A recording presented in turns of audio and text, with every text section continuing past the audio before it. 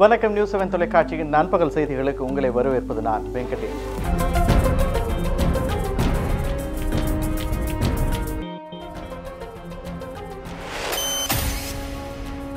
வேளாண் துறை மீது அரசு செலுத்தும் கவனம் போதாது என வேளாண் விஞ்ஞானி MS சுவாமிநாதன் தெரிவித்துள்ளார்.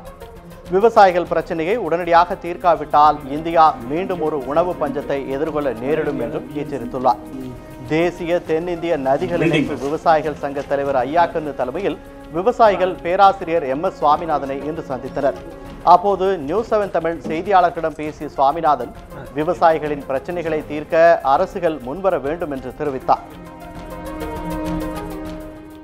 கூடிய சீக்கிரம் முடிவு வர வேண்டும். வராவிட்டால் உணவு பற்றாக்குறை மறுபடியும் 1900 முன்னாடி சுதந்திரத்துக்கு முன்னாடி இருந்த மாதிரி இந்த பெங்கால் ஃபேமின் இருந்துச்சுனாலே அது மாதிரி ஆகிடும். உலகத்தில் பருவநிலை மாறுகின்றது. இந்த சமயத்தில் விவசாயிகளின் பிரச்சனைகளை உடனே தீர்க்க வேண்டும்.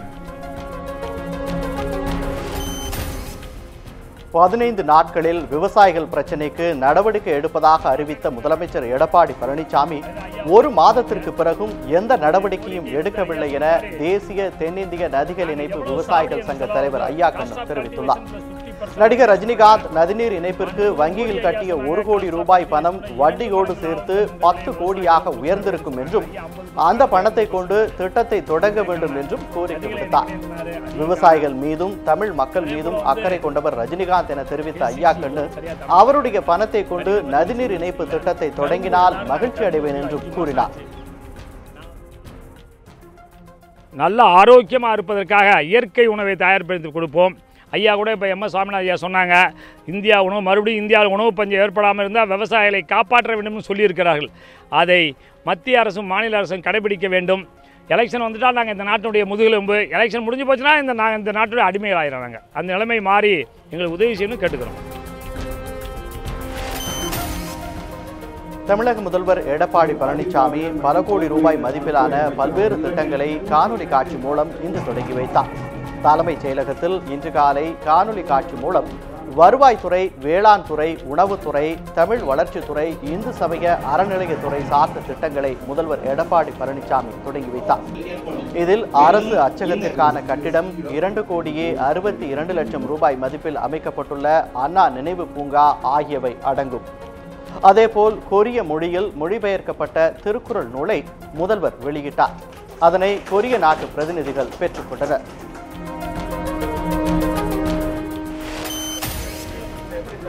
ஐந்து ஏக்கருக்கு கீழ் நிலம் வைத்திருக்கும் விவசாயிகளுக்கு மட்டுமே கூட்டுறவு வங்கியில் பயிர்க்கடன் தள்ளுபடி செய்யப்பட்டுள்ளதாக அமைச்சர் செல்லூர் ராஜு தெரிவித்துள்ளார். கோயம்பேடு காய்கறி சந்தையில் உள்ள குளிர்பதன கிடங்கை புதுப்பிக்கும் பணிகள் நடைபெற்று வருகிறது. இதனை கூட்டுறவுத்துறை அமைச்சர் செல்லூர் ராஜு இன்று நேரில் பார்வையிட்டார். பின்னர் செய்தியாளர்களிடம் பேட்டியளித்த அவர் கோயம்பேடு காய்கறி சந்தையில் உள்ள குளிர்பதன கிடங்கில் மின்சார செலவை குறைக்க தெர்மாகோல் பொருத்தப்பட்ட தகடுகள் பயன்படுத்தப்பட்டுள்ளதாக தெரிவித்தார். பழைய காலம் 95 கட்டப்பட்டதுனால இதனுடைய குளிர் ஊட்டும் அந்த சுவர்கள் அந்த காலத்தில் கட்டப்பட்டதுனால சுவர்களாக இருப்பதனால அந்த ஏசியினுடைய கரண்டுடைய என்னதுன்னா அதிக செலவாகுது. ஏசியை அப்சர்வ் பண்ணிடுது அந்த கட்டடம். அம்மா அவர்கள் இப்ப அதை மாற்றி நவீன காலத்தில் இப்ப இருக்கிற மாதிரி நீங்க பார்த்துருப்பீங்க, இந்த ரிஃப்ளெக்ஷன் அந்த சோத்துல போகாத அளவுக்கு நல்ல ஒரு தடயமா உள்ள தெர்மோகூல் மற்றதெல்லாம் வச்சு எல்லாம் ஸ்டீல் பண்ணதை சோத்துல பதிவு பண்றோம். இதனிடையே பயிர்க்கடன் தள்ளுபடி தொடர்பான செய்தியாளர்களின் கேள்விக்கு பதிலளித்த அமைச்சர் செல்லூர் ராஜு சிறு மற்றும் குறு விவசாயிகளின் பயிர்க்கடன்களை தள்ளுபடி தொடர்பாகவே தேர்தல் அறிக்கையில் வாக்குறுதி அளித்துள்ளதாகவும் தெரிவித்தார். குறு விவசாயிகள் தான் கணக்கில் எடுத்துக்கொள்ளப்படணும். நீங்க மிட்டா மிராச பணக்காரங்க விவசாயிகள் அவங்க எல்லாரும் விவசாயம் பண்றாங்க. அது நாங்க இல்ல.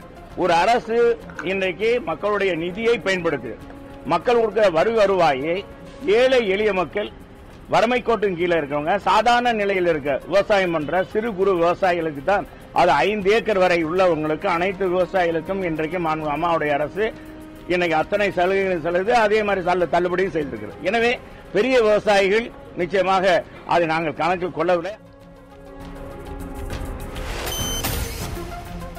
அதிமுக பொதுச் செயலாளர் பதவியிலிருந்து சசிகலா நீக்கப்பட வேண்டும் என்பதில் தமக்கு முரண்பாடு உள்ளதாக சட்டமன்ற உறுப்பினர் கருணாஸ் தெரிவித்துள்ளார். சென்னை கிரீன்வே சாலையில் உள்ள முதல்வர் எடப்பாடி பழனிசாமியை திருவாடானை சட்டமன்ற உறுப்பினர் கருணாஸ் இன்று சந்தித்து பேசினார். பின்னர் செய்தியாளர்களிடம் பேசிய அவர், திருவாடானை தொகுதி விவசாயிகளுக்கு வழங்க வேண்டிய நிதியை வழங்க வேண்டும், குடிநீர் பிரச்சினைக்கு தீர்வு காண வேண்டும் என கோரிக்கைகள் விடுத்ததாக தெரிவித்தார். மேலும் சிறையில் இருக்கக்கூடிய சசிகலாவை சந்தித்து நீண்ட நேரம் பேசியதாகவும், அடிமட்ட தொண்டர்களிடம் இருந்து வரும் கடிதங்களுக்கு அவர் பதிலளித்து வருவதாகவும் கருணாஸ் தெரிவித்தார். ஜெயலலிதாவின் கொள்கையை நிலைநாட்டுவதில் அவர் உறுதியாக இருப்பதாகவும் கருணாஸ் கூறினார்.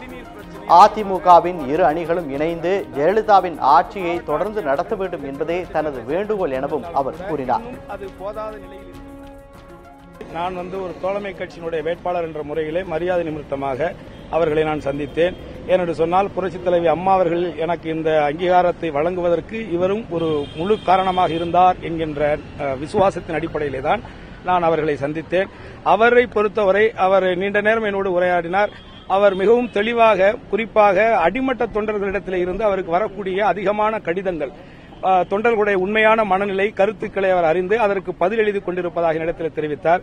அப்பொழுது அந்த உண்மையிலேயே கழகத்தினுடைய ஒருங்கிணைப்பும், கழகம் அம்மா அவர்கள் உருவாக்கிய இந்த ஆட்சி, இந்த கட்சி 100 ஆண்டுகள் கழித்தும் இது அளிக்க முடியாது என்கின்ற அம்மா அவர்கள் அளித்த அதை காப்பாற்ற வேண்டும் என்கின்ற மனநிலை எனக்கு மேலோங்கி இருப்பதாக அவர் என்னிடத்திலே வலியுறுத்தினார்.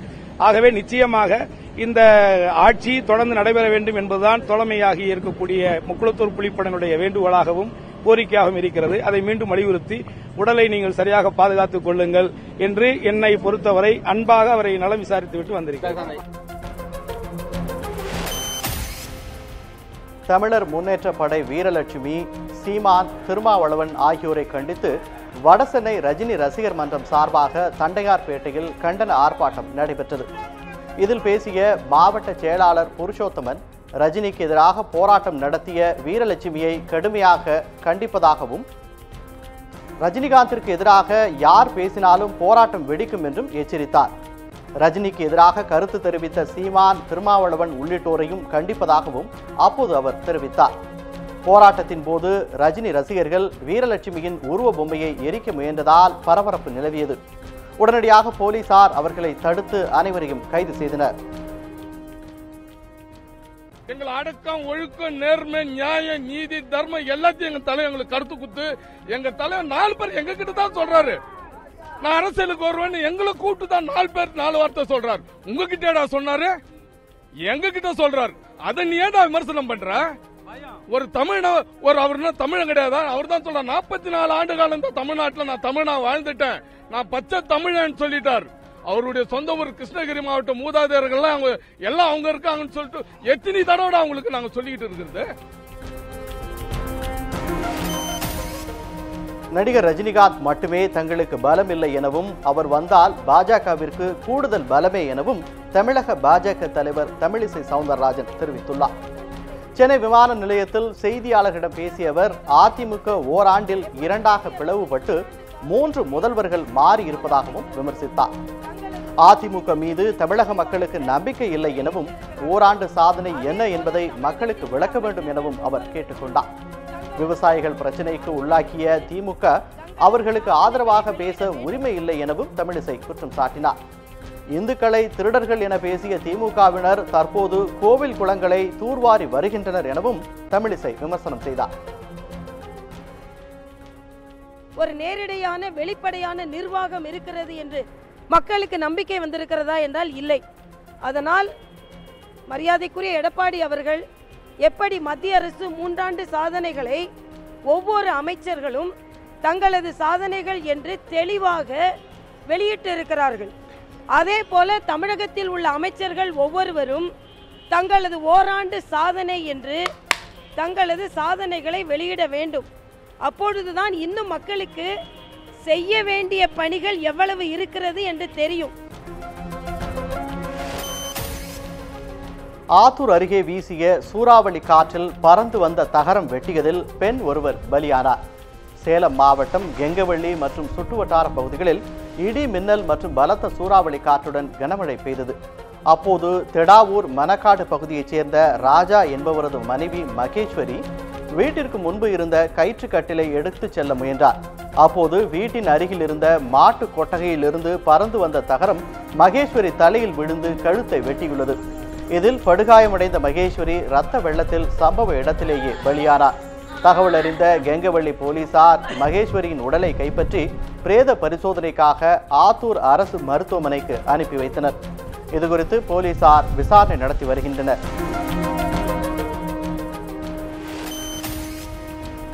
கரூரில் செயல்படும் அரசு மணல் குவாரிகளில் பாரபட்சமின்றி மணல் வழங்க வலியுறுத்தி 500க்கும் அதிகமான லாரி ஓட்டுநர்கள் மற்றும் உரிமையாளர்கள் சாலை மறியல் போராட்டத்தில் ஈடுபட்டனர்.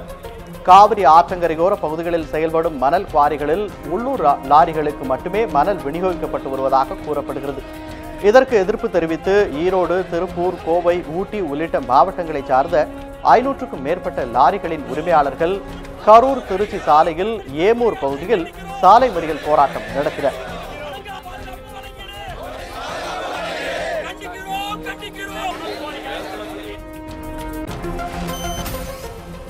இதுகுறித்து வருவாய் கோட்டாட்சியரிடம் புகார் அளிக்க சென்ற லாரி உரிமையாளர்களுடன் வருவாய் கோட்டாட்சியர் பாலசுப்ரமணியம், காவல்துறை துணை கண்காணிப்பாளர், பொதுப்பணித்துறை பொறியாளர்கள் உள்ளிட்ட அதிகாரிகள் பேச்சுவார்த்தை நடத்தினர். இதில் உடன்பாடு ஏற்படாத பட்சத்தில் திட்டமிட்டபடி கரூர் திருச்சி தேசிய நெடுஞ்சாலையில் மறியல் போராட்டம் நடைபெறும் என மணல் லாரி உரிமையாளர் சங்கத்தினர் தெரிவித்துள்ளனர்.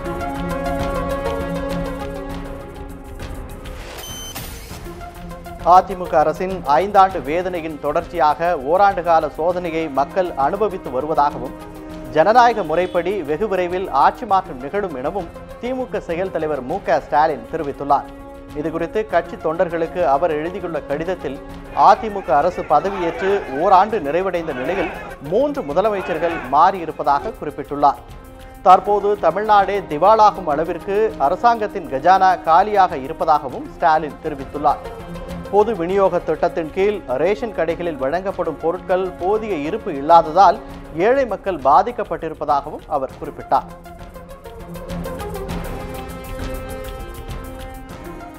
விருதுநகர் மாவட்டம் சென்னல்குடி பேருந்து நிறுத்தம் அருகே 2 தனியார் பேருந்துகள் ஒன்றன் பின் ஒன்று மோதி விபத்துக்குள்ளானது.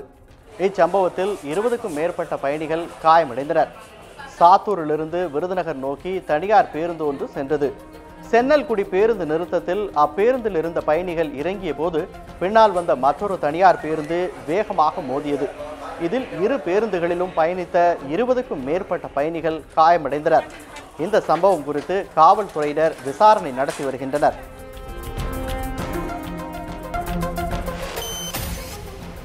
கிளர்ச்சியாளரை ஜீப்பில் கட்டி மனித கேடயமாக பயன்படுத்தியதை போல் இராணுவத்தை விமர்சிக்கும் எழுத்தாளர் அருந்ததி ராயையும் ஜீப்பில் கட்டிப்போட வேண்டும் என பாரதிய ஜனதா எம்பி பரேஸ் ராவல் தெரிவித்த ட்விட்டர் கருத்து சர்ச்சையை ஏற்படுத்தியுள்ளது. இது தொடர்பாக விளக்கமளித்துள்ள பரேஸ் ராவல், எழுத்தாளர் அருந்ததி ராய் உண்மை நிலையை அறியாமல் இராணுவத்தின் செயல்பாடுகளை கண்மூடித்தனமாக விமர்சித்து வருவதாக குறிப்பிட்டுள்ளார். இராணுவத்தை குறை சொல்வது தனி மனிதருக்கு எதிரான புகாராக கருத முடியாது என்பதை அருந்ததி ராய் உணர வேண்டும் என்றும் பரேஸ் ராவல் விளக்கமளித்துள்ளார். மத்திய அரசின் காஷ்மீர் கொள்கைகளையும் இராணுவ நடவடிக்கைகளையும் சுதந்திரமாக விமர்சிக்கும் உரிமை அருந்ததி ராய்க்கு இருக்கும்போது நான் மட்டும் ஏன் வாய்மூடி மௌனியாக இருக்க வேண்டும் எனவும் எம்பி பரேஸ் ராவல் கேள்வி எழுப்பியுள்ளார்.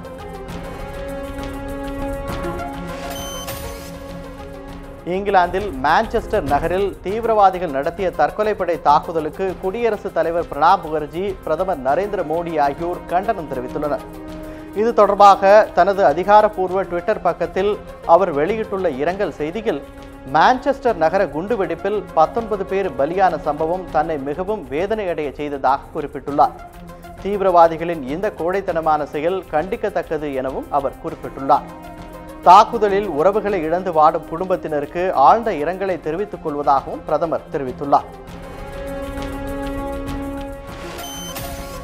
இதேபோல் குடியரசுத் தலைவர் பிரணாப் முகர்ஜி தனது ட்விட்டர் பக்கத்தில் வெளியிட்டுள்ள கண்டனத்தில், கடுமையான சோகத்தில் இருக்கும் இங்கிலாந்து மக்களுக்கு துணையாக இந்தியா இருக்கும் என குறிப்பிட்டுள்ளார்.